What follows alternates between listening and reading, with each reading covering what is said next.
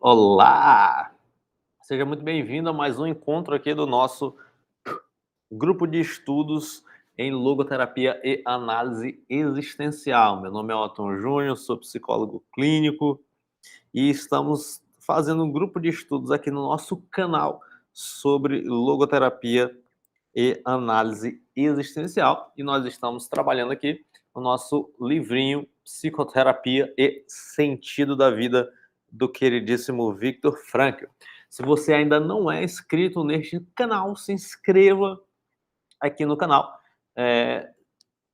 Já deixa o like aí no vídeo, já deixa o gostinho aí no vídeo, tá bom? E se tu tiver alguma dúvida sobre o nosso tópico de hoje, você já manda aqui nos comentários para eu tirar as tuas dúvidas, ok? Lembrando que a cada encontro, em regra, nós estamos trabalhando um tópico do livro, tá bom? Então, um teminha, um tópico lá, a cada encontro a gente está fazendo isso. Quando o tópico é bem curtinho, aí eu trabalho dois, né, para poder o encontro não ficar tão curto assim. Mas, em regra, nós estamos trabalhando um. Certico, então hoje nós vamos falar sobre o princípio da homeostase e a dinâmica existencial. Aqui na minha edição, vamos começar na página 97, lembrando que o arquivo para download do livro está aqui na descrição, então tem um PDF da edição nova do Psicoterapia e Sentido da Vida. O texto é o mesmo, né? A editora fez só um facelift, né? Mudou aqui a capa, mudou a fonte e tal, mas o texto é o mesmo, é idêntico a este texto aqui. Então, depende se você comprar esta edição ou a edição do que tem o facelift ali, que está na capa aqui do vídeo, é a mesma edição, tá bom? Não muda texto, não muda nada, não fizeram nenhuma revisão nem nada. Minha crítica aí a editora, né, que não teve nesse trabalho de fazer essa revisão, né? Qual é? Então, é isso daí. Então, hoje nós vamos trabalhar o princípio da homeostase e a dinâmica existencial. Lembrando que, se você quiser se aprofundar no estudo da logoterapia, é só mandar uma mensagem aqui no WhatsApp do Instituto de Psicologia que nós vamos aprender juntinhos mais sobre logoterapia. Então, se você quiser também supervisão clínica em logoterapia e análise existencial, então eu estudo logoterapia, mas eu não sei como é que eu aplico esse negócio de maneira prática e tal, manda mensagem aqui no WhatsApp do Instituto, está na descrição do vídeo, né, que eu faço supervisão em logoterapia e te ajudo também a entender melhor um pouquinho a teoria frankliana. Tenho aí um itinerário de estudos para logoterapia, né? Já estudo logoterapia há algum tempinho e é isso tudo aí. Então, let's bora. Estou no intervalinho aqui de uma sessão e outra, né? Já fiz aqui os atendimentos da manhã e agora, antes do almoço, eu vou gravar mais um encontro pra gente. Pentear aqui minha barba. E daqui a pouquinho de tarde vou cortar meu cabelo, fazer essa barba que tá grandona. Deixei aqui grande para poder barbeiro ter trabalho, né? Porque senão, se eu faço a barba aqui, chego lá com a barba feitinha, aí o miserável ganha dinheiro e não trabalha. Né? Então, vamos deixar aqui para poder ele trabalhar, né? Então, minha cara hoje está bem suja, mas é isto. Então, let's bora. Vamos embora avançando aqui. Então, lembrando sempre que nós estamos fazendo a leitura comentada, né? Então, vou ler um comentar. Se você tiver dúvida, joga aqui embaixo que a gente desenrola essa parada. Então, eu já deixei a webcam aqui pendurada no computador, tomara que não balance muito, mas vamos lá. O princípio da homeostase e a dinâmica existencial. Na prática, a logoterapia acaba por estabelecer um confronto entre a existência e o logos. Em teoria, não faz mais do que tomar o logos por motivação da existência. Então, isso daqui é o princípio, um dos princípios aí fundamentais da logoterapia, né? É a terapia pautada na busca do sentido, né? A busca do sentido. Então, a terapia centrada no sentido, né? Então, esse é o argumento do Frankl aí. Entretanto, salta à vista uma objeção, confrontando a existência com um sentido, com o logos, numa ordenação da pessoa ao mundo do sentido e dos valores, não se estará exigindo demais ao homem, prescindindo de que hoje em dia há menos razões para temer semelhante coisa. Cumpre observar que tais receios são radicalmente descabidos, na medida em que ainda se apoiam no princípio da homeostase, ultrapassado já desde Van Bertalanffy, no âmbito da neurologia e da psiquiatria. Foi Kurt Goldstein quem conseguiu demonstrar que o princípio da tensão reducionista, da tension reduction, a que se reportam continuamente as hipóteses psicanalíticas e psicodinâmicas, representa, a rigor, um princípio patológico patente. O que normalmente se ajusta ao homem é o suportar tensões e o orientar-se em direção aos valores, e não esquivá-los a todo custo. Quanto a mim, entendo que um dos atributos essenciais do ser humano consiste em achar-se num campo de tensão entre dois polos do ser e dever ser, em visar o sentido e os valores, abrindo-se às suas exigências. Isso daqui é importante para a teoria do Frankl. Então, ele está dizendo aqui que a vida, né, o homem, ele está sempre nesse campo de tensão, tá bom? Ele está sempre numa tensão entre ser e dever ser, em tentar objetivar, em tentar alcançar o sentido e os valores, né? E desta forma, então, ele vai se abrir a essa exigência, né, do reino dos valores, né, e tentar alcançar o sentido. Então, o homem, ele está nessa eterna tensão, né? Então, a gente está sempre nessa eterna tensão. Lembrando que o homem está sempre respondendo à vida, né? A vida como algo dado, como algo que foi lhe encomendado. Então, o homem ele está sempre se encontrando nessa tensão. A quase toda escolha que nós fazemos, nós nos encontramos neste estado de tensão entre o ser e o dever ser. E aí tem muita gente que vai argumentar justamente isso, né? Poxa, Frank, ah, será se essa questão de colocar como motivação primária a busca do sentido da vida não é exigir demais do ser humano? Isso que ele vai argumentar aqui. Aliás, tendo em conta que a fuga perante estas exigências constitui um traço característico da existência neurótica, logo se vê quanto a psicoterapia se deve opor a este escapismo tipicamente neurótico, sem lhe ser lícito cooperar com ele, tentando afastar os pacientes de qualquer tensão e poupando-lhes o confronto com o sentido e os valores, por um medo excessivo de prejudicar a homeostase. Né? Então,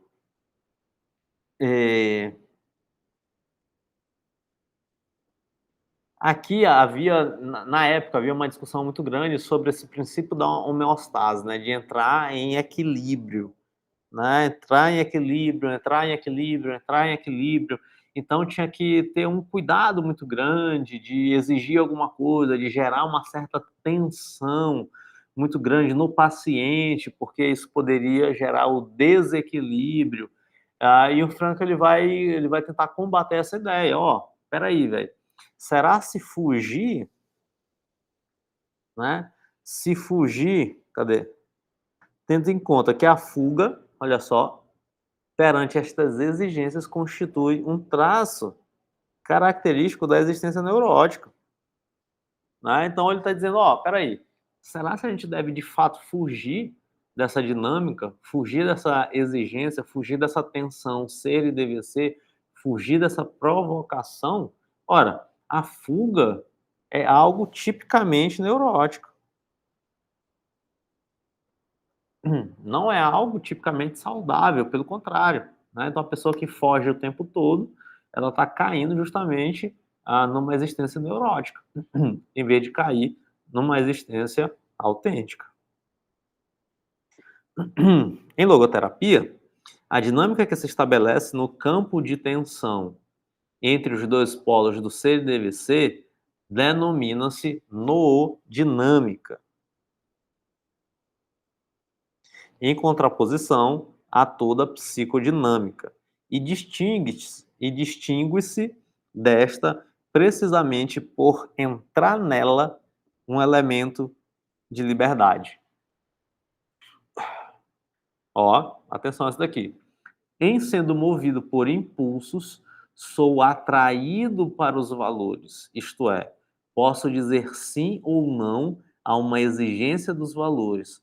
Posso, portanto, decidir-me de um modo ou do outro. Então vamos lá. Então a noodinâmica é uma contraposição a toda psicodinâmica, né? Então, qual é a psicodinâmica freudiana? Você lembra lá? Então tem os impulsos, aquela coisa toda, né? Então essa é a psicodinâmica freudiana. Essa psicodinâmica, a, ela é contraposta pela noodinâmica. Então o Frank vai chamar de noodinâmica. E o que é essa noodinâmica? Lembra sempre noodinâmica, né? A dimensão noética, né? Dimensão unicamente humana, especificamente humana, dimensão de liberdade humana, a força de resistência do espírito, né? Dimensão espiritual, né? Então a noodinâmica vai contrapor a psicodinâmica, porque segundo a galera da psicodinâmica, nós somos determinados pela psicodinâmica, tá bom? Então não tem essa de liberdade, há uma determinação ali por conta da psicodinâmica. E o Frank ele diz assim, então, ó, e aí essa noodinâmica, né, a gente consegue colocar nela um elemento de liberdade. Então como é que isso se dá? Ó? Em sendo movido por impulsos, então, ó, em uma pessoa ser movida por impulsos, ela é atraída para os valores. Isto é, pode dizer sim ou não a uma exigência dos valores. Posso, portanto, a pessoa pode, portanto, se decidir de um modo ou de outro. Então, ela é atraída pelos valores. Então, os valores atraem. Essa também é uma frase muito falada em logoterapia. Então a pessoa ela é atraída pelos valores, ela não é empurrada pelos seus impulsos, mas ela é atraída pelos valores. E nesta atração ela pode se decidir por A ou por B.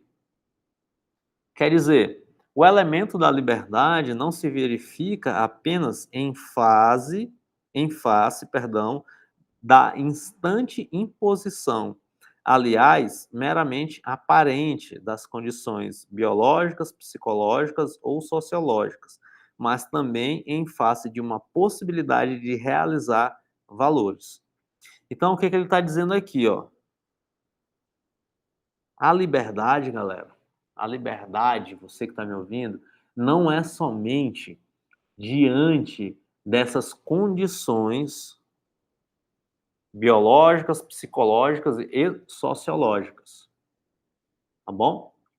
Então, muita gente pode tentar entender, ou muita gente compreende de uma maneira equivocada, só de uma parte, só um pedaço, de que a liberdade é liberdade dessas condições biológicas, psicológicas e sociológicas. Só que o Frankl ele acrescenta um negócio. Beleza, a liberdade não é só em cima disso. Ok. Né? Então a gente é livre para se posicionar diante destes destinos. Tudo bem. Mas também é uma liberdade em face de uma possibilidade de realizar valores. Tá bom? E aí essa realização desses valores não está na dimensão biológica, psicológica ou sociológica. Percebe? Então não é só uma liberdade ah, para escolher diante desses destinos, desses três destinos, mas também é em face de uma possibilidade de realizar valores. Quanto mais se reduz a tensão que emana da noodinâmica, tanto mais se ameaça e prejudica o homem. Isso aqui é bonito. Quanto mais se reduz a tensão que emana da noodinâmica, tanto mais se ameaça e prejudica o homem. Isso daqui sim, né? É isso mesmo. O, o Rolomei, ele vai ter essa mesma ideia aqui. Ele diz assim, ó, o homem ele tem potências e ele precisa se atualizar. Então, quando eu fujo dessa atualização, então eu acabo caindo no adoecimento. Quando a gente estiver falando de ansiedade, a partir da perspectiva existencial do Rolomei, então eu vou abordar esse ponto aqui. Apoiando-se nos resultados da investigação inspirada por Carl Rogers, Gordon Allport esclarece. Lá e vem aí o nosso inglês, né? Ô, editor! O que Gordon Allport vai esclarecer? Há sempre uma lacuna saudável entre o eu e o eu ideal, entre a existência presente e a aspiração. Então, existe sempre uma lacuna saudável entre o eu, que seria o eu real, e o eu ideal, entre a existência presente e a aspiração, aquela que se aspira. Então, sempre existe uma lacuna aqui saudável entre esses dois aspectos.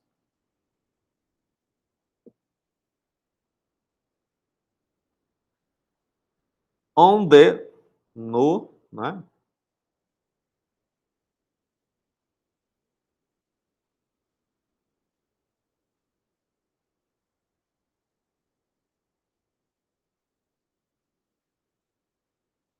Por outro lado, uma satisfação muito alta indica patologia. Ou seja, está dizendo aqui, ó, existe uma lacuna saudável entre o eu real e o ideal. Só que, se existir uma satisfação muito alta nesse estado, nessa diferenciação, então vai existir uma estagnação. É isso que ele está dizendo. Né? Indica aqui, portanto, uma patologia.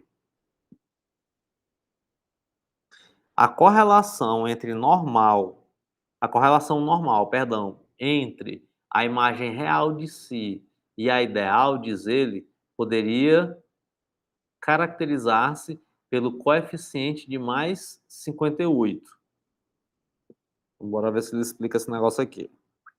Por isso, é perfeitamente compreensível que os autores americanos, e limito-me a citar aqui Theodore Cochrane, baseando-se em estudos estatísticos, tenham dado crédito à logoterapia por ela haver tomado uma orientação do homem para o sentido como pedra de toque da saúde anímica. Nos Estados Unidos, a psicologia está dominada por duas correntes, uma mecanicista, a outra em reação contra ela, humanística. Ao passo que a primeira se conduz pelo princípio da homeostase, a segunda guia-se pelo ideal da realização de si mesmo. Então, aqui a gente tem essa disputa, né? Então, muita gente classifica a logoterapia como uma abordagem humanista. Só que esse é um equívoco. Acho que até no final do livro ele vai fazer essa diferenciação. Mas é um equívoco. É um equívoco, né? Então, por um lado, a gente tem uma abordagem mecanicista, que ele está falando do contexto americano, né? Então, tem uma abordagem mecanicista. Por outro lado, a gente tem a humanística, né? Então, a primeira se conduz pelo princípio da homeostase. Então, o objetivo último vai ser a pessoa estar regulada, né? A segunda vai se guiar pelo ideal da realização de si mesmo, que é muito essa parada do Rogers, do Maslow, né? São os mais conhecidos, né? Então, a autorrealização, né? Então, muito voltado para dentro de si. Gordon Allport acentua que o costume de entender a motivação como uma tentativa de quebrar o estado de tensão através da homeostase não atinge a essência da aspiração propriamente dita. De fato, Freud caracterizou o aparelho anímico como algo cuja intenção consistiria em domar e eliminar toda uma gama de estímulos e excitações que lhe chegam de fora e de dentro. Os arquétipos de Jung, antes ou depois, são concebidos homeostaticamente, antes ou depois. O homem é nos, assim apresentado como alguém cuja aspiração acaba na realização de possibilidades que precisamente são pré-formadas, mas que têm na base, única e exclusivamente, a intenção de apaziguar o acicate ou até o desejo de vingança contra arquétipos não desfrutados e de evitar as tensões por eles provocadas. Ele está argumentando justamente que esses princípios eles estão de olho na homeostase, no equilíbrio. Então, quando tem ali uma saúde, é quando está equilibrada a parada. Então, eles vão buscar o tempo todo este equilíbrio. Vão buscar o tempo todo este equilíbrio. E isso daqui é muito interessante, porque é como se realmente quisesse buscar uma paz, né? Então, a saúde se dará quando eu encontro uma paz. E o Franco ele vai me combater essa ideia, né? Ele vai dizer assim, ó, velho, a vida vai ter sempre tensão, cara. Vai ter sempre tensão entre o ser e o dever ser. Ou seja, essa tensão vai ser saudável para o ser humano. Porque o ser humano, até a sua morte, ele vai ter a possibilidade de realizar valores. E a realização dos valores se dará sempre entre essa tensão de ser e dever ser. Sempre. Né? Então, não busque, não almeje uma ausência de tensão. Por exemplo, a clínica heideggeriana é uma clínica da angústia. Então, a pessoa precisa estar o tempo todo em angústia para poder se movimentar. Para poder se movimentar, para poder se movimentar. Não sei se seria dessa forma, assim, uma angústia e tal. Mas tem uma tensão. Por quê? Porque o valor ele está sempre te atraindo. Então, é como se você estivesse sempre em busca de um melhoramento, de um aperfeiçoamento. E não em busca de um equilíbrio, vamos dizer assim, homeostático, né? Desse equilíbrio de eu não vou sentir mais nada, não vou querer sentir mais nenhuma tensão, que é o que muitas vezes acaba acontecendo com várias pessoas que sofrem muito com as suas próprias emoções, né? Acabam sofrendo muito. Então essas pessoas elas desejam ali um equilíbrio, né? Essa homeostase, né? O que elas desejam ao máximo. Charlotte Wheeler tem razão quando afirma que, desde as primeiras formulações freudianas do princípio do prazer até a última e a atual versão do princípio de abreação, a purga das tensões e homeostase, o constante objetivo de toda a atividade ao longo da vida tem sido concebido no sentido de um restabelecimento do equilíbrio do indivíduo.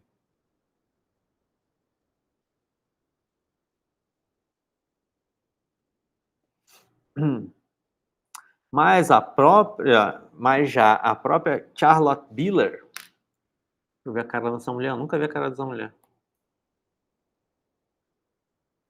Charlotte,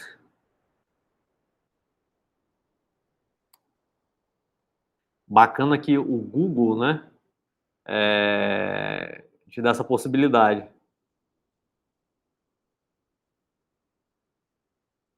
Deixa eu mostrar aqui para você a cara de Charlotte Miller. Aí a cara dela.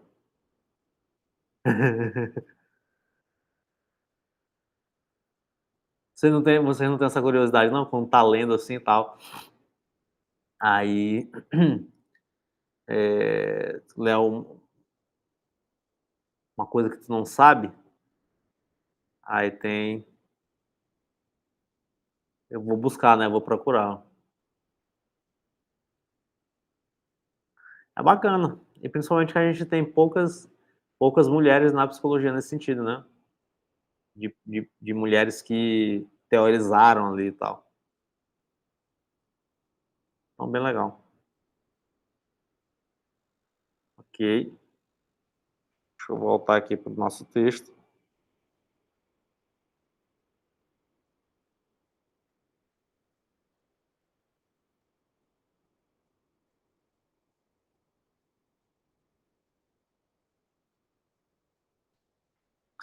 Mas a própria Charlotte Miller, ao criticar a concepção freudiana dos processos de ajustamento, afirma que, no seu impulso para o equilíbrio, quem se ajusta toma a realidade negativamente, ao passo que quem cria coloca o seu produto e obra numa realidade concebida positivamente.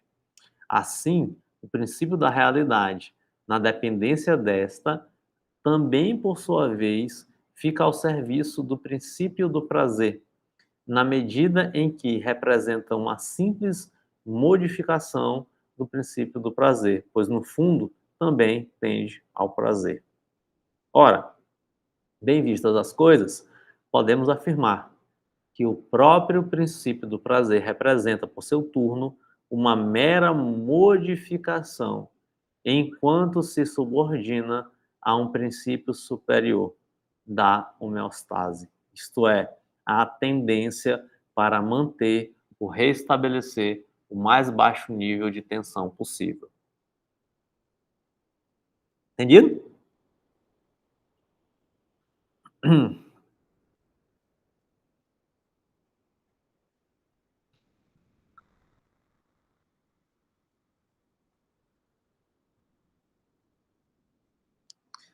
Olha lá, olha o que a crítica da Bila, né? Ela diz assim, ó, afirma que no seu impulso para o equilíbrio, olha só, quem se ajusta toma a realidade negativamente.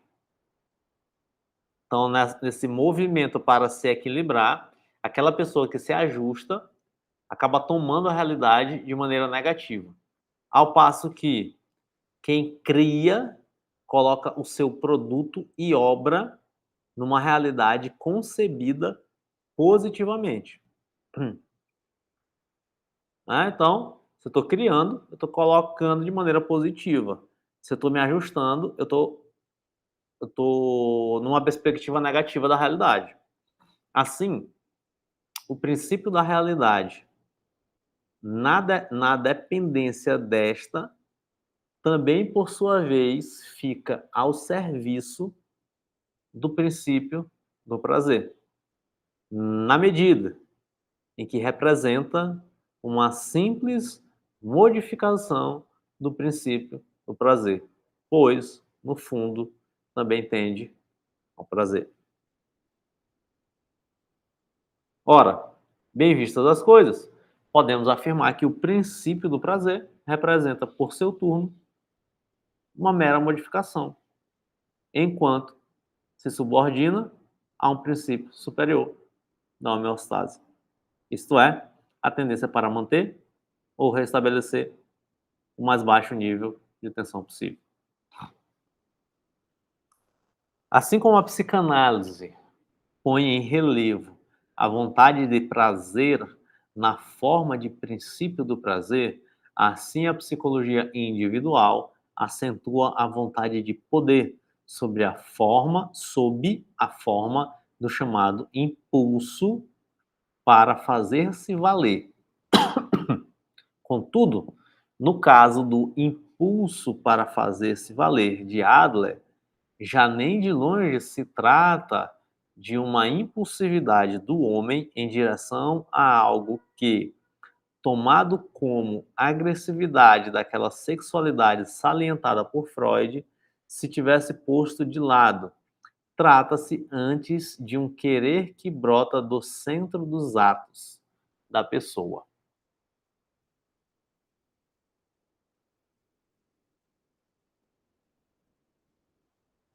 Já se vê que, no sistema fechado de um aparelho anímico dominado pelo princípio do prazer, não cabe aquilo a que nós chamamos vontade de sentido e que ordena e orienta o homem para o mundo. Não se entenda, porém, este conceito no sentido voluntarista. Se falamos de uma vontade de sentido e não, por exemplo, de um instinto de sentido, não é porque nos curvemos, não é porque nos curvemos ao voluntarismo. O que com isso queremos salientar é que não se pode perder de vista o fato da direta, primária intenção de sentido, isto é, o fato de que o homem põe em jogo é, ao fim e ao cabo, o sentido, e nada mais que o sentido. Porque se realmente se tratasse de um instinto, o homem realizaria o sentido apenas para apaziguar o acicate do instinto e readquirir o seu equilíbrio. Se assim fosse, contudo, o homem teria deixado de agir por causa do sentido em si, e a nossa teoria da motivação viria a redundar no princípio da homeostase. Né? Então, o que ele está mostrando aqui para a gente? Então, antes ele estava argumentando sobre o princípio do prazer e do fazer-querer do Adler, mais que esses dois princípios, como instintos que são, eles estão subordinados ao princípio superior da homeostase. Então, o princípio do prazer está subordinado a esse princípio do equilíbrio.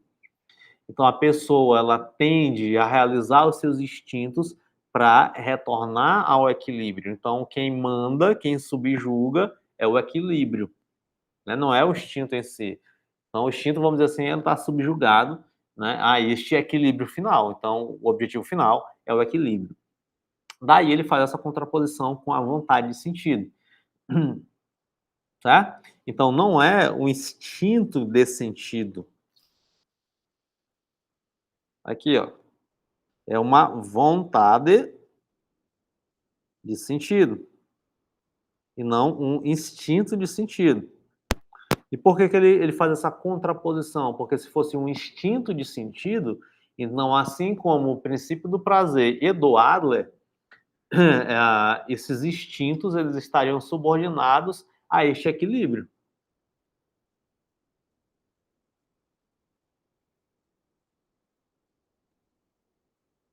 Ok?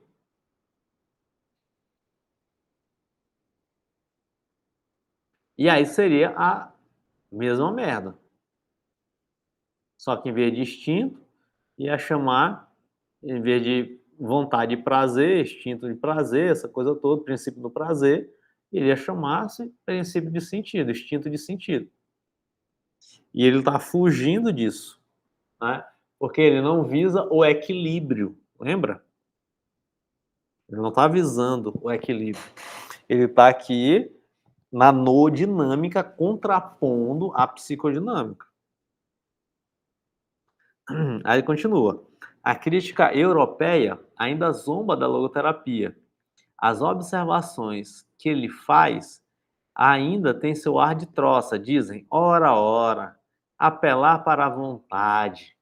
Entretanto, a psiquiatria americana foi muito mais longe e deu a devida atenção a esta vontade tão ultrajada na sua pátria.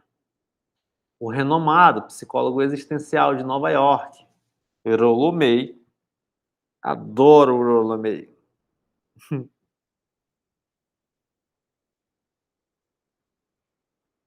Rollo May, galera, é considerado o pai do...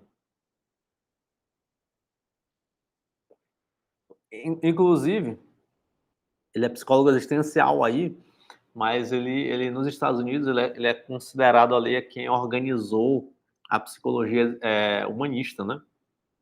A humanista existencial, eles vão botar dentro desse bojo, né?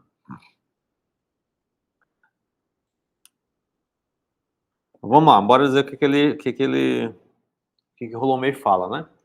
O renomado psicólogo existencial de Nova York, Rollo May, chega a afirmar que a psicanálise se torna cúmplice da tendência do paciente para a passividade, levando-o a considerar-se privado de um poder de decisão, sem se achar já responsável nas suas dificuldades.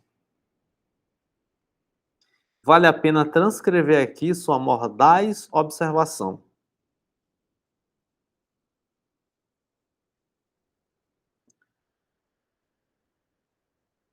Bora lá. Aqui o Rollo May fala. A abordagem existencial coloca a decisão e a vontade de volta ao centro da figura, né, ao centro da discussão.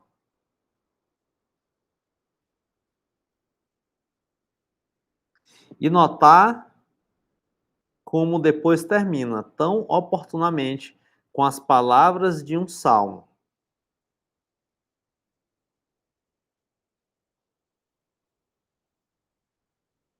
A própria pedra que os construtores rejeitaram tornou-se a pedra angular, né? Então, uma paráfrase desse versículo bíblico, né, que a vontade, ela é o quê? Ela deve ser a pedra angular da psicoterapia, né? E essa observação está aonde? Está na revisão de uma psicologia e psiquiatria existencial. Por outro lado, James Kumbrock, eu nunca sei pronunciar esse nome, e Leo Maholic, os diretores do Bradley Center de Columbia, Geórgia, esclarecem, num trabalho publicado no Jornal de Psiquiatria Existencial, o caso de Frankl, a vontade de sentido, que, no entender deles, o resultado de suas experiências confirma nossa hipótese da existência de uma vontade de sentido. Seria um erro interpretar a ideia de vontade de sentido a modo de apelo para a vontade. A fé, o amor, a esperança não se deixam manipular e fabricar. Ninguém lhes pode dar ordens. Até a intervenção da vontade se subtraem. Eu não posso querer crer, não posso querer amar, não posso querer esperar e, sobretudo, não posso querer querer. Daí que seja inútil exigir a um homem que queira o sentido. Apelar para a vontade de sentido significa, antes, o fazer com que desponte o brilho do sentido, pondo à disposição da vontade o querê-lo ou não. Então está dizendo aqui, ó,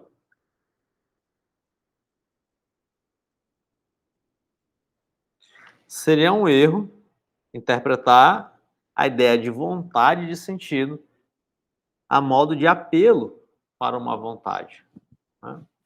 Porque ninguém pode dar ordens, né? Até a intervenção da vontade se subtrai. Aí ele diz assim, ó, eu não posso querer crer. Isso já está dado, entende? Quando ele diz assim, eu não posso querer crer, já está dado. Eu não posso querer amar. Ah, eu quero amar. Eu não posso querer esperar. E, sobretudo, não posso querer. Ah, eu quero querer tal coisa. A gente pode até dizer isso, né? Mas já está implícito. Assim, ah, eu quero querer determinado bem, né? Então eu posso verbalizar isso. Mas se você quer, é porque já existe uma faculdade por trás que te gera essa possibilidade do querer, né? Tipo aquela frase que diz assim: "Ah, eu sou livre porque eu escolho". Não, não é assim. Eu tenho liberdade porque escolho ou escolho porque tenho liberdade. Então o que que você acha? Eu tenho liberdade, por isso escolho, ou eu escolho porque eu tenho liberdade? Qual a tua resposta?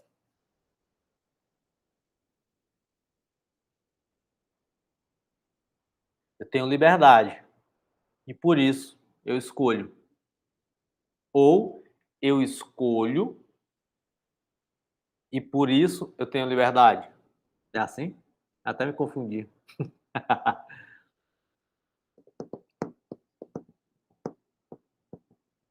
Né? É tipo isso, cara, eu quero querer. Não, velho, já tá implícito.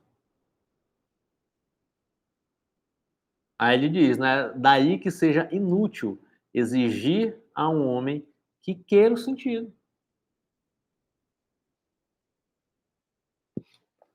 Ele está dizendo, está implícito já. Hum. Então, apelar para a vontade de sentido significa antes o fazer com que desponte o brilho do sentido, pondo à disposição da vontade o querê-lo ou não. Né? Então, só basta manifestar essa parada, porque já está aí. Atualmente, diz Charlotte Biller, no campo da psicoterapia, há essencialmente duas concepções fundamentais a respeito das tendências básicas da vida. Uma é a da teoria psicanalítica, segundo a qual o restabelecimento do equilíbrio homeostático é a única tendência básica da vida. A outra é a teoria da realização de si mesmo como meta final da vida. Na síntese que faz, contrapõe como se vê a teoria da libertação dos instintos à teoria da realização de si mesmo. Mas só na medida em que o homem atinge o sentido é que ele se realiza também a si mesmo. A realização de si mesmo, portanto, significa de per si como efeito, como que um efeito da consecução do sentido, mas não o objetivo desta. Só a existência que a si mesma se transcende se realiza a si mesma. Entretanto, aquela que entende tão só para si mesma, isto é, aquela que unicamente tende à realização de si mesma, de certo que fracassa. Aqui ele está batendo no humanismo. O ser do homem é, por sua essência, um ser que está ordenado para algo, que se dirige é ótimo, né? Que se dirige a algo. Quer seja algo, quer esse algo seja alguém, quer seja uma ideia ou uma pessoa. Daqui é o conceito fundamental de descoberta de sentido, né?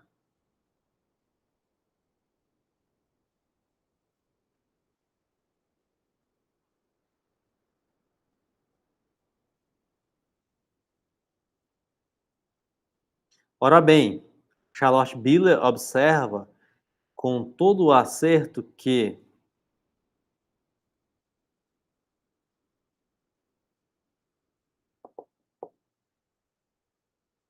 o que os representantes do princípio da autorrealização realmente queriam dizer era a busca de potencialidades.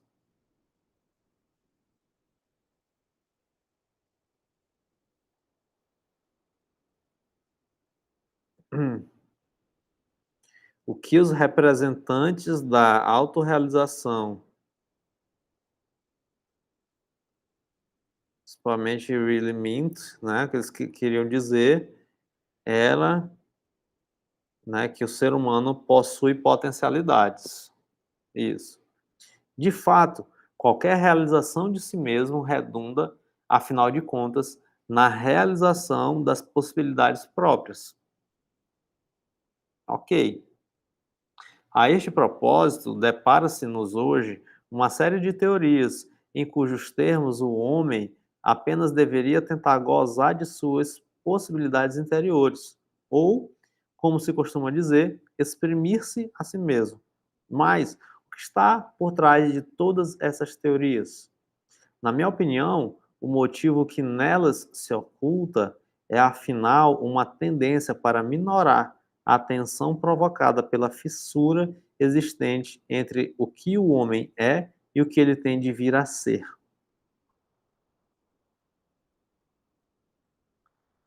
A tensão que, bem poderíamos dizer, existe entre a realidade por um lado e, por outro, os ideais que cumprem realizar. Os ideais que cumpre realizar. Ou ainda, por outras palavras, a tensão entre existência e essência, entre ser e sentido.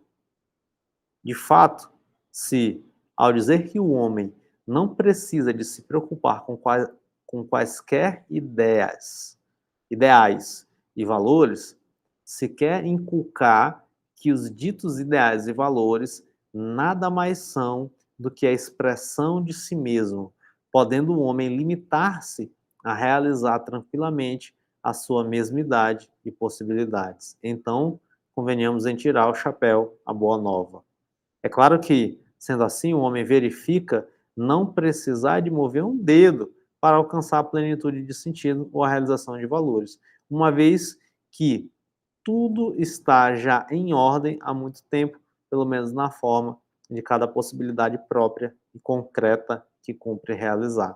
Desta forma, o imperativo de Píndaro, segundo o qual o homem deve vir a ser o que é, fica privado do seu caráter de imperativo, para se transformar numa tese meramente indicativa, cujo conteúdo, daqui em diante, se poderia traduzir dizendo que o homem sempre deve vir a ser é aquilo que ele sempre já tem sido. E é precisamente por isso que não tem que se preocupar com ideal nenhum. Para nos eximirmos metaforicamente, diríamos: não mais precisa o homem de levantar o braço para colher estrelas e trazê-las à terra, porque afinal, reparai, a própria terra já é uma estrela. Então, o que, que ele tá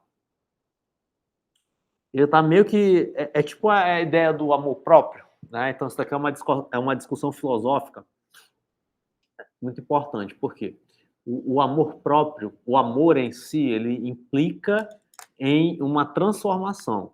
Então, eu amo, né, e eu me transformo na coisa amada.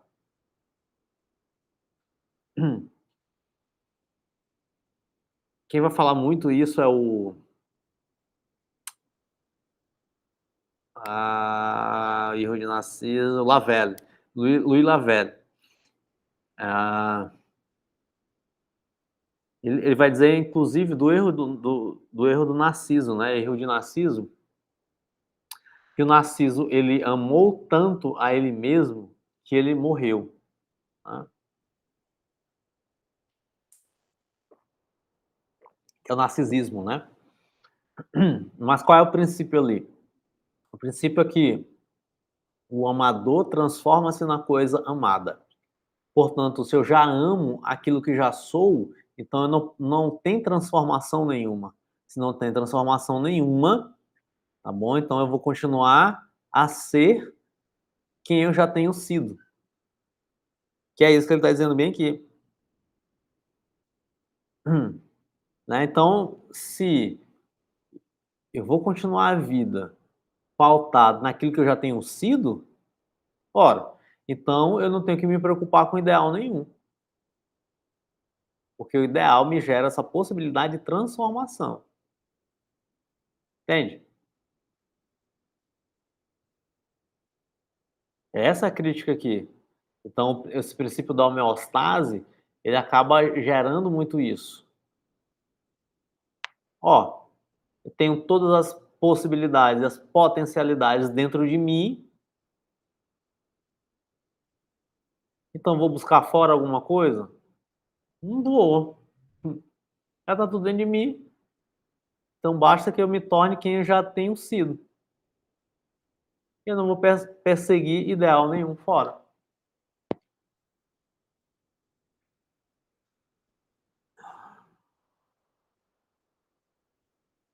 E sente-se um suspiro de alívio nas fileiras daqueles que, cúmplices de uma pseudo-moral, tinham experimentado certo mal-estar. Mas nós bem sabemos que a tensão entre ser e sentido tem um fundamento inamovível na essência do homem. A tensão entre ser e dever ser faz parte precisamente do ser homem, constituído por isso condição inalienável da saúde anímica. Ademais, a aplicação de teses em estudos que se realizaram nos Estados Unidos pôs de manifesto que o conceito logoterápico fundamental da orientação de sentido representa inclusivamente o melhor critério de saúde física. Afora isto, o hiato entre ser e dever ser, entre ser e sentido, é essencial para todo o ser homem, mesmo numa acepção mais profunda. É que, numa natureza finita como a do homem, não podemos nem devemos fazer coincidir e concordar a existência com a essência. Pelo contrário, o sentido tem que ir sempre à frente do ser, pois só assim o sentido pode ser o que propriamente é o guia do ser. Isso daqui é pesado, né? Em contrapartida, toda a existência se afunda em si mesma, se a si mesma não transcende, levantando-se acima de si para alcançar algo que esteja mais além.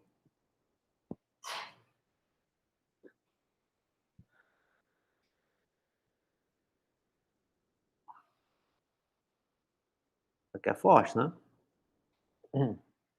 Ó, é que numa natureza finita como a do homem, não podemos, nem devemos fazer coincidir e concordar a existência com a essência. É impossível que minha existência agora seja igual à minha essência. O sentido, pelo contrário, né? O sentido, ou seja, a essência, tem que ir sempre à frente do ser, da existência. Pois só assim o sentido, essência, pode ser o que propriamente é o guia do ser.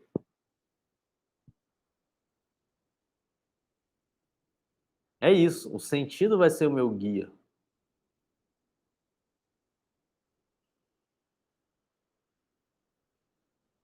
É como se diz na Bíblia: durante o êxodo de Israel através do deserto, Deus caminha em forma de nuvem à frente do seu povo e não deixaria de vir a propósito interpretar esta passagem, afirmando que o sentido, o último suprassentido na nossa formulação, caminha à frente do ser, seguindo este último ao primeiro, arrastando consigo o primeiro a este último. Senão, imaginemos o que teria acontecido se a majestade de Deus, em vez de ir à frente de Israel, tivesse permanecido no meio deste povo. Logo se entrevê o que sucederia. a nuvem nunca mais estaria em condições de conduzir Israel pelo deserto até o fim, até o lugar de destino. Pelo contrário, teria envolvido tudo em brumas. Ninguém poderia já orientar-se e Israel ter-se-ia extraviado.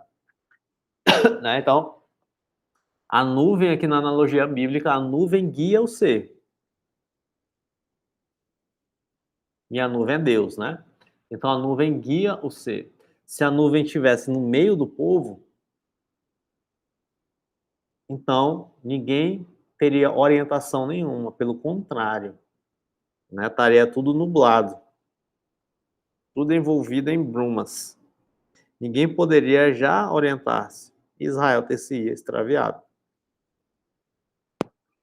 Recentemente fiz uma viagem, esse final de semana, inclusive, né? Fiz uma viagem, voltei, e na volta estava pegando a estrada, dirigindo, e a gente veio de noite, e aí começou a chover, e uma hora a neblina bate, né? Então as estradas brasileiras, né, já são ruins, e no Maranhão, então, é pior ainda. Então a gente tem literalmente só o asfalto, pá, sem sinalização nenhuma. Sem sinalização nenhuma. Não tem nem a tintinha. Não tem nem a sinalização horizontal. Nada, nada, nada, nada. Que com a sinalização horizontal, o farol bate, tem aquele reflexo ali, aquele contraste, você consegue ver, né, o acostamento, onde termina o asfalto, o meio da MA, da rodovia, né, e você consegue ver por onde o caminho está sendo guiado. Né? Então, não tem nem isso. Então, existem trechos, tem trechos que tem, né? Mas, em regra, existem trechos que não tem nada, meu preto, nada, nada, nada, nada. E aí, chuva forte, chovendo bastante, e a neblina, pá, aparece. E aí, o que que acontece? Você não consegue ver nada. Nada, nada, nada à frente, nada. Consegue ver nada. Então, se eu estou aqui, eu começo a guiar a 80, 100 km por hora e a estrada faz uma curva, facilmente eu sairia da estrada. Porque a nuvem, tudo nublado, como é que vai orientar? Não, não tem como orientar. Então, o sentido ele sempre vem à frente do ser. O sentido é que vai guiar o ser. Uma vez analisada, continua ele, esta dinâmica existencial, já estamos em condições de distinguir perfeitamente dois tipos de homem, que poderíamos denominar guia e pacificador, ou, para transcrevermos a denominação inglesa original, pacemakers versus peacemakers. Pace de guia, né? E eu acho que é isso. E peace, né, de paz, né? De pacificador. Então temos dois: guia, pacificador. Os guias põem-nos em face dos valores e do sentido.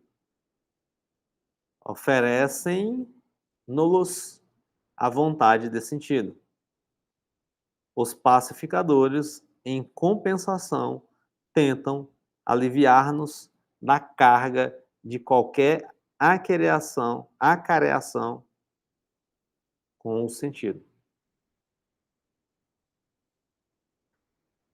Um guia, na acepção em que aqui tomamos o termo, seria, por exemplo, Moisés. Moisés, com efeito, de modo algum procurou tranquilizar a consciência de seu povo. Antes, a desafiou. E ao descer do Monte Sinai, entregou ao seu povo os 10 mandamentos, sem lhe poupar o confronto com os ideais, nem o conhecimento da realidade. que lhes ficava muito aquém. Então, deixa eu marcar esse bem aqui no livro, não sei se está marcado. Vamos lá.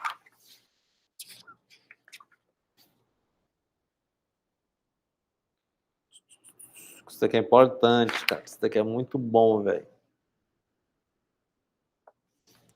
Mila. Ah, daqui tá marcado. Muito bem, deixa eu só botar aqui o marcaçãozinho aqui.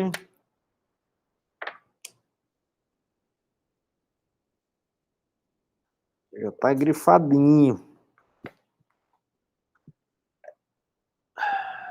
Mas é isso, isso daqui é importante. Canetinha azul que é melhor.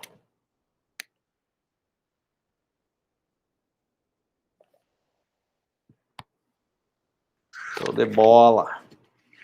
E vambora, que já deu 1 hora, ainda tem 2 páginas aqui, velho.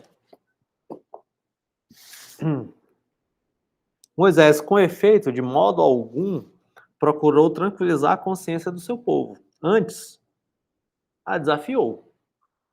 E ao descer do Monte Sinai, entregou ao seu povo os 10 mandamentos, sem lhe poupar o confronto com os ideais, nem o conhecimento da realidade, que lhes ficava muito aquém. Com o pacificador, nada disto acontece. Para ele, o que interessa é o equilíbrio interior que nada deve perturbar. Daí que, para proteger esse equilíbrio, não só todos os meios sejam permitidos, mas também o mundo inteiro degenere e se degrade, nada mais sendo que um meio que tanto se pode destinar à libertação dos instintos, como à realização de si mesmo, ou à satisfação de necessidades, ao alívio de um superego, ou à suavização de um arquétipo. Isso daqui também é princípio clínico, tá bom? Princípio clínico. Então, existem alguns terapeutas que têm essa perspectiva do pacificador. Né? Então, deixa eu fazer aqui de tudo para equilibrar essa pessoa, para não confrontar, para deixar ela mais confortável. Mas isso acaba gerando um adoecimento.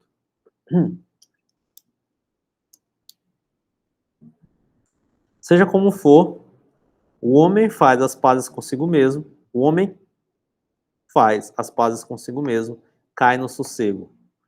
Só os fatos têm validade. Seja como for, o homem faz as pazes consigo mesmo, cai no sossego.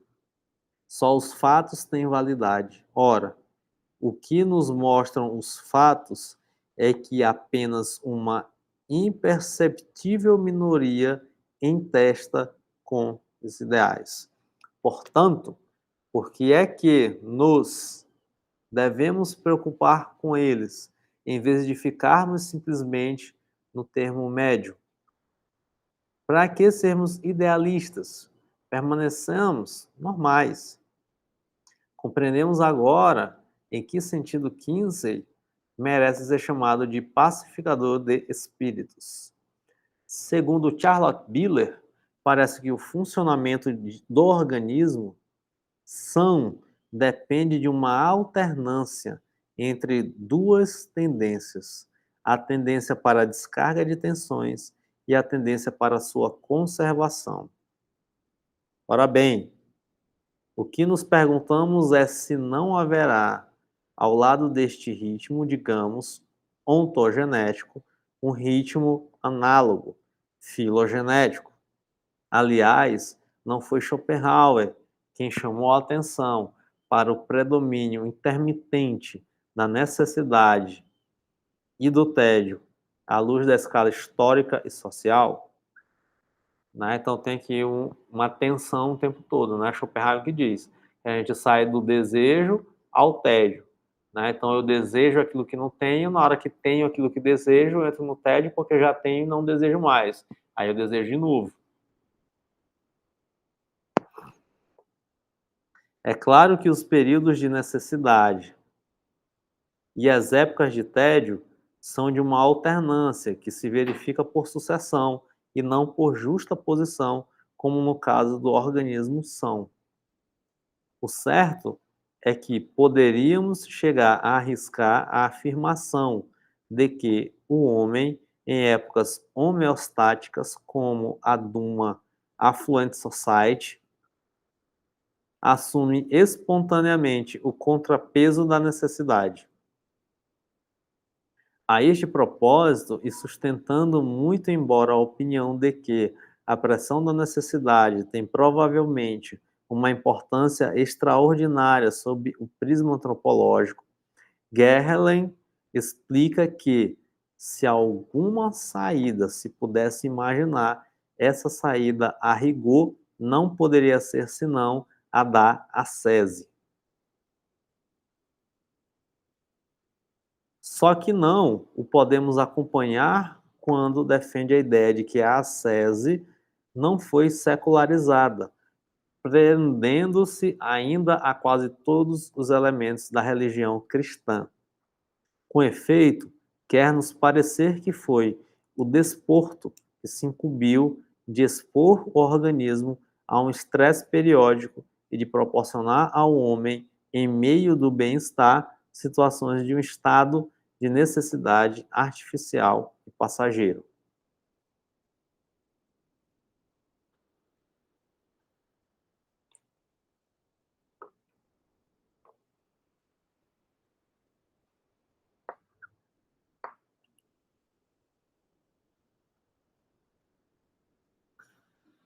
Muito bom, né?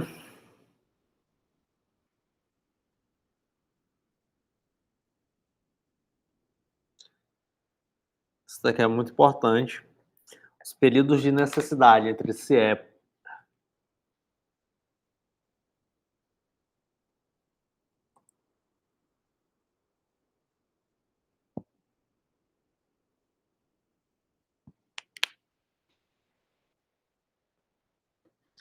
Então, os períodos de necessidade e tédio, a necessidade é esse desejo, né?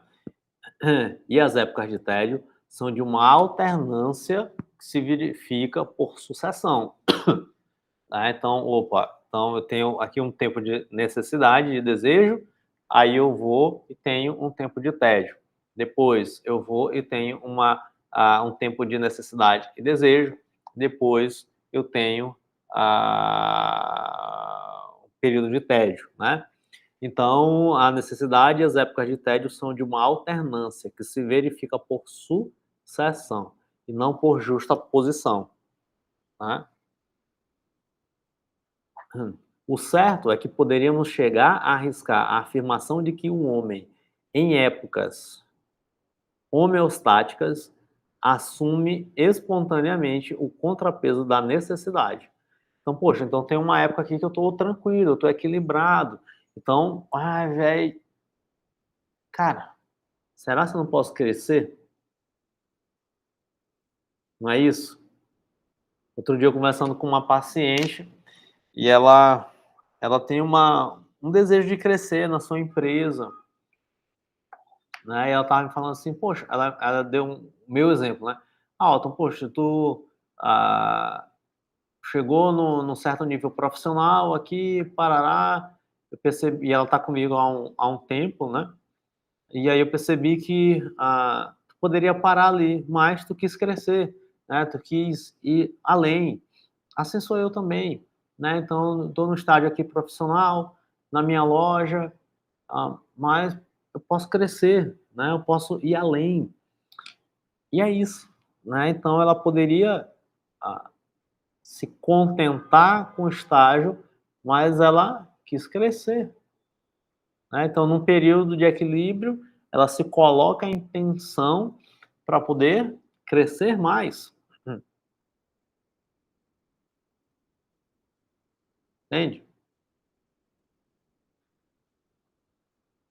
Ele continua, né? A este propósito, e sustentando, muito embora a opinião de que a pressão da necessidade tem provavelmente uma importância extraordinária sob o prisma antropológico, né? Então, é isso, né? O ser humano ele tem essa tensão e essa necessidade é importante para a gente atualizar as nossas potências, para a gente crescer, para a gente avançar, para a gente caminhar. Aí vai citar Gerlen. Gerlen explica que se alguma saída se pudesse imaginar, essa saída, a rigor, não poderia ser senão a da ascese. Né? O que é a ascese? A ascese é a perfeição, né? A busca da perfeição cristã. Né? Por isso que ele vai falar daqui a pouco da religião cristã, né? Que é o que a gente pode chamar de outro jeito de santidade ou santificação, quando a gente usa a linguagem teológica, né? Então, o que é a santificação?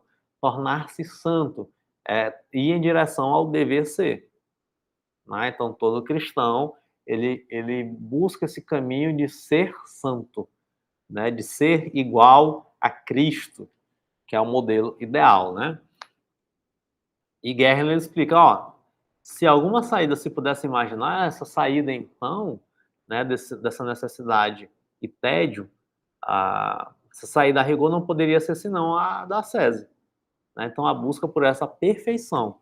E aqui a gente tem muito um raciocínio clássico, né? E o que é a felicidade grega, a eudaimonia grega? É atingir as virtudes.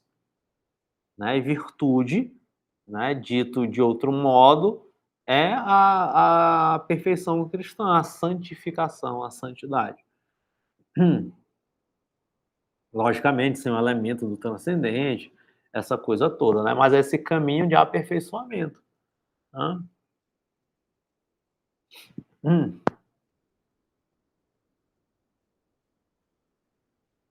Franco continua, né? Só que não, né? Só que não o podemos acompanhar quando defende a ideia de que a ascese não foi secularizada, prendendo-se ainda a quase todos os elementos da religião cristã. Então ele diz, ó, não, velho. Então essa parada foi meio que secularizada, né? Botaram com outro nome. Com efeito, quer nos parecer que foi o desporto que se incumbiu de expor o organismo a um estresse periódico e de proporcionar ao homem, em meio do bem-estar, situações de um estado de necessidade artificial passageiro. Mais delicada do que as teorias da motivação em voga é, no entanto, a sua aplicação prática, digamos, à higiene física. Tal aplicação, de certo, que será radicalmente errônea se a constituirmos com base num fundamento errôneo, o que sucederá quando a dominar e possuir o princípio segundo o qual importava evitar que no homem apareça qualquer tensão, ou, em suma, quando essa explicação for complacente com o princípio da homeostase. Para não falarmos do princípio do nirvana. O certo é que aquilo de que o homem realmente precisa não é de um estado isento de toda e qualquer tensão, senão de uma certa tensão, uma sadia dose de tensão, aquela doseada tensão que lhe provoca no ser as exigências e as solicitações de um sentido. O problema é que na sociedade afluente, a sociedade do bem-estar, há muito pouca atenção. Isso daqui é uma observação, inclusive, válida atualmente, né? Todo mundo busca a felicidade, que é um estado de homeostase, né? A época atual, ao contrário das épocas de carestia do passado, poupa ao ser humano muitos sofrimentos e tensões, a tal ponto que ele já não sabe como suportá-los. É isso mesmo. A sua tolerância às frustrações se reduz e o homem desaprende a capacidade de renunciar. Mas, quando a sociedade não lhe oferece suficientes situações de tensão, o homem acaba por criá-las de maneira artificial. Inventa as tensões de que precisa. Eita, moleque, minha língua coçou para falar um negócio aqui, mas eu vou ficar calado.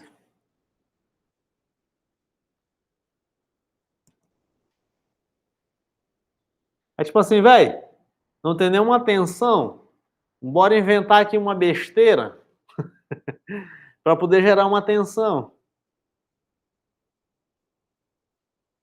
entende? Não tenho nada com quem me preocupar, então bora inventar aqui uma tensão, né? Só de leve. E o faz exigindo determinadas coisas de si próprio, como, por exemplo, um desempenho externo e, não raramente, desempenho da renúncia. Assim, pode ocorrer que, no meio do consumismo reinante, as pessoas começam a negar-se livremente algumas coisas, a criar situações artificiais mais deliberadas de pobreza. No meio da sociedade do desperdício, o homem cria, por assim dizer, ilhas de ascese.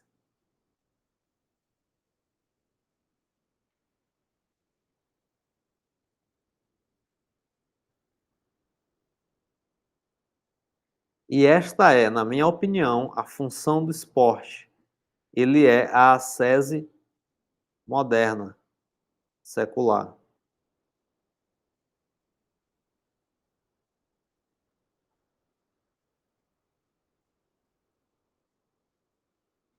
Só que é como se o esporte tivesse essa função de ascese, né?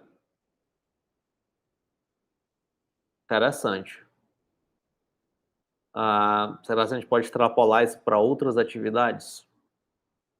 Os professores dos Estados Unidos queixam-se de que os estudantes de hoje se caracterizam por estarem mergulhados num abismo de apatia. Isso daqui é muito doido, né? Porque se naquela época tinha esse tipo de queixo, imagina hoje, né? Em quase todos os campi da Califórnia e Nova Inglaterra, a apatia dos estudantes era um tópico de conversa. Foi o assunto mencionado com mais frequência em nossas discussões.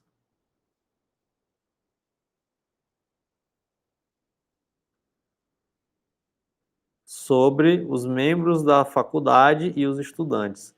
Esses professores têm em autoestima o ideal da liberdade, mas a liberdade em que eles pensam é negativa e precisa ser completada por uma ideia positiva, a da responsabilidade, bem entendido.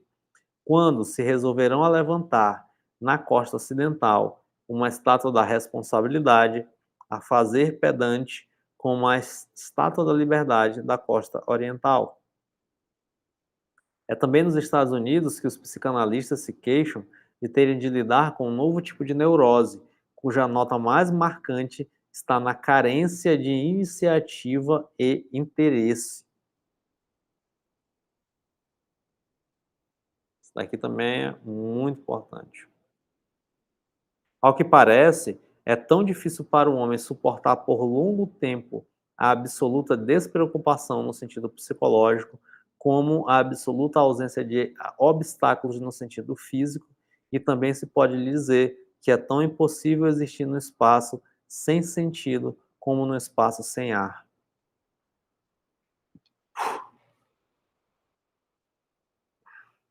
Como é sabido, cansei, ó.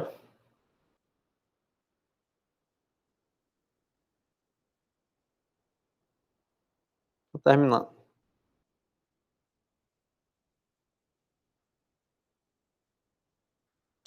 Como é sabido, pelas experiências realizadas para preparar viagens à volta do mundo, a privação total de impressões sensoriais produz alucinações. Contudo, conforme os estudos feitos nas universidades de Yale e Harvard, chegou-se à conclusão de que o que produz os efeitos da privação de impressões sensoriais não é a ausência de estímulos sensitivos, mas sim a ausência de estímulo portador de sentido. Para arrematar, os autores explicam que o que faz falta ao cérebro é o sentido. Como se vê, até no fundamento biológico da existência do homem, se pode ir encontrar a sua elementar necessidade de sentido. Ora bem, ao fazermos uma transposição desta projeção no plano fisiológico para o espaço do fenômeno especificamente humano, escutamos, por assim dizer, o leitmotiv da logoterapia. É como se estendesse uma ponte entre os significados de logos, espírito e sentido, ao modo de fuga musical. O espírito precisa do sentido, do nous, do logos, assim como a enfermidade noogênica precisa de um tratamento logoterápico. Ele traz aqui uma argumentação biológica, né, para poder sustentar a argumentação espiritual, né, noológica. Mas, mas, ao lado das neuroses noogênicas, temos ainda as pseudoneuroses. Não apenas as pseudoneuroses psicógenas, mas também aquelas que denominei somatógenas. Baste-nos citar as agorafobias, por trás das quais se encontra uma hipertireose, as claustrofobias, em que se insere uma tetania latente, e os sintomas de despersonalização ou síndromes psicoadinâmicos que escondem uma insuficiência no córtex das suprarrenais. Não se pode dizer, portanto, que a logoterapia é, em teoria, espiritualista e, na prática, moralista. Antes, se poderia dizer isso da medicina psicossomática. De fato, o acontecer corporal da doença, em geral, está muito longe de ter na história da vida a importância que a medicina psicossomática, com tanto destaque, lhe atribui. O mesmo podendo afirmar-se quanto ao valor de expressão do espírito que ela lhe concede. O corpo do homem não é de modo algum o espelho fiel do seu espírito, a não ser que se trate do corpo glorioso. Mas, no caso do homem decaído, se o queremos tomar como espelho, será, quando muito, um espelho quebrado, distorcido. Certo que toda doença tem o seu sentido, mas o sentido real de uma doença não está no que de ser doente, senão no como do sofrer, na atitude assumida pelo doente, na postura que ele adota perante a doença. Ufa!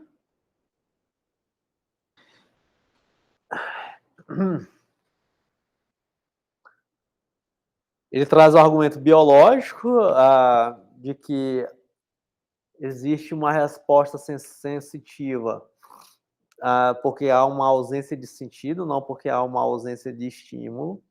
E aí ele traz a ilustração da psicossomática, né, que quer fazer esse tipo de associação de que algo que aparece no corpo, né, então tem a ver diretamente com algo psíquico, e aí não necessariamente existe essa relação direta ou dessa importância que a psicossomática coloca, porque muitas vezes não há essa relação, tá?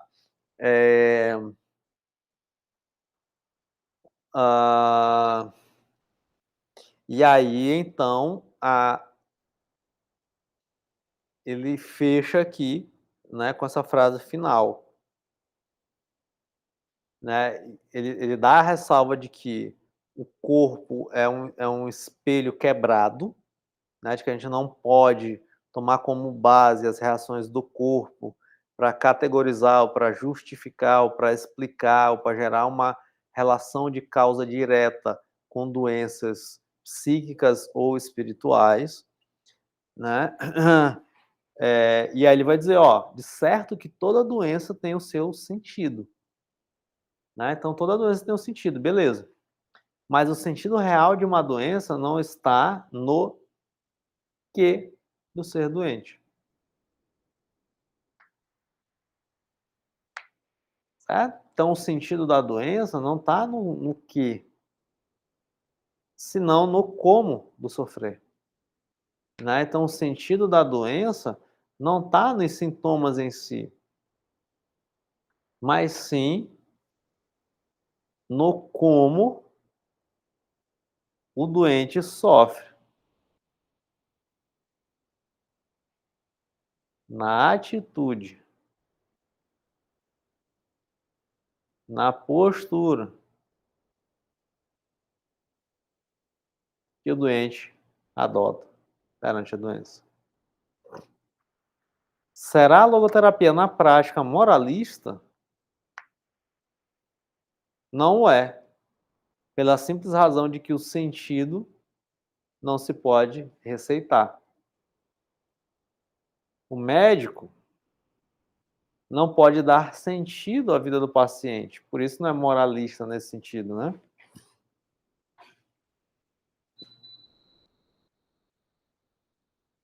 Em última análise, o sentido não pode ser dado, tem que ser encontrado. E, na verdade, é o próprio paciente que tem que o achar, por sua conta. Não é a logoterapia que compete decidir sobre o sentido e o não sentido, sobre o valor e não valor. É a serpente que no paraíso prometeu aos homens torná-los iguais a Deus, conhecedores do bem e do mal.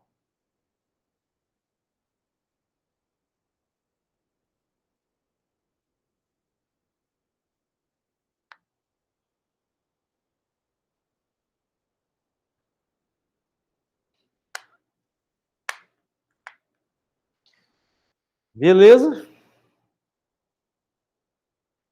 Foi grande, né? E então aqui a gente termina esse tópico da homeostase, esse princípio da homeostase.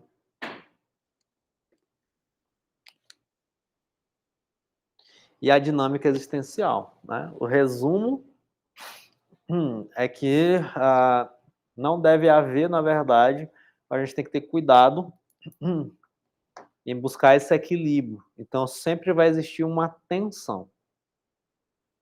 O resumo que a gente trabalhou é uma tensão, né? E essa tensão ela tá fora, né? Tá na realização dos valores, né? Esse valor guia o homem, né? Então, este é um movimento. Então, não esquece de dar o gostinho aí, dar o joinha. Não te esquece de se inscrever no nosso canal aqui. E não te esquece de compartilhar se este estudo está fazendo sentido para você. E se você conhece alguém que queira aperfeiçoar e aprofundar os seus estudos em logoterapia, já compartilha também esse estudo com essa outra pessoa. Tá bom? Então, beijinhos e até o nosso próximo encontro, até o nosso próximo tópico, que será o sentido da morte. Eu acho que eu vou trabalhar 2 tópicos no próximo encontro: o sentido da morte, comunidade e massa. Bora ver como é que vai rolar. Beijos, me liga.